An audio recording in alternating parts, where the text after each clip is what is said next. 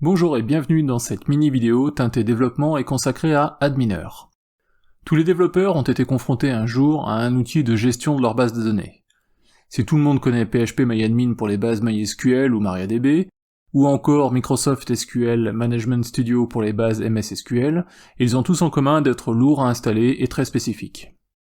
Ce que je vous propose aujourd'hui, c'est de découvrir un outil tout en un qui vous rendra bien des services, Adminer. Pour télécharger Adminer, rien de plus simple, il suffit de se rendre sur adminer.org, de cliquer sur le bouton Download et de choisir soit la version complète qui prend en charge toutes les bases de données, soit la version light spécifique à MySQL. Une fois téléchargé, il suffit de copier ce fichier PHP dans votre arborescence de site web où vous le souhaitez. Personnellement, je renomme le fichier en adminer.php pour qu'il soit plus simple à appeler. Et voilà, Adminer est installé et prêt à l'emploi, fin de la vidéo.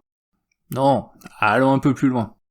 Lorsque vous lancez Adminer, connectez-vous avec les identifiants de votre base de données.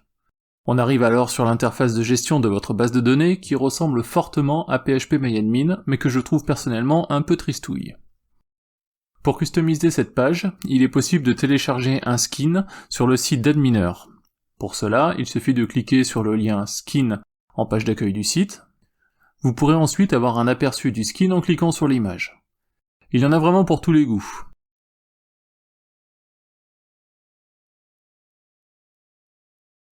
Celui que je préfère s'appelle Netté. Pour le télécharger, faites un clic droit sur le nom du skin, puis enregistrez au même endroit que votre fichier adminer.php sous le nom adminer.css.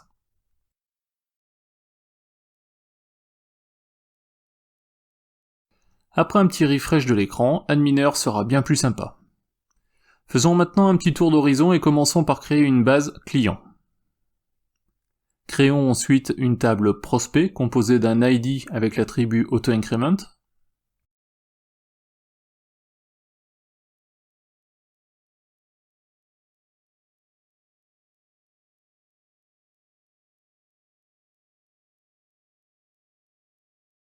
D'un nom.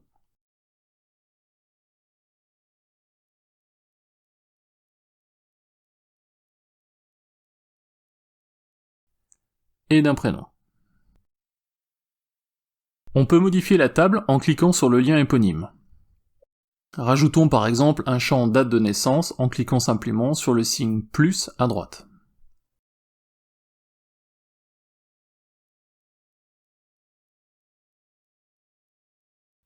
On peut maintenant ajouter un nouvel élément pour enrichir un peu notre base.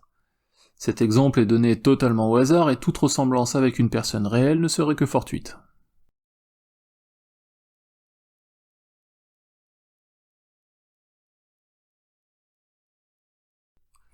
Comme dans PHP-MyAdmin, on peut modifier, trier, supprimer, exporter en SQL ou en Excel, etc., etc.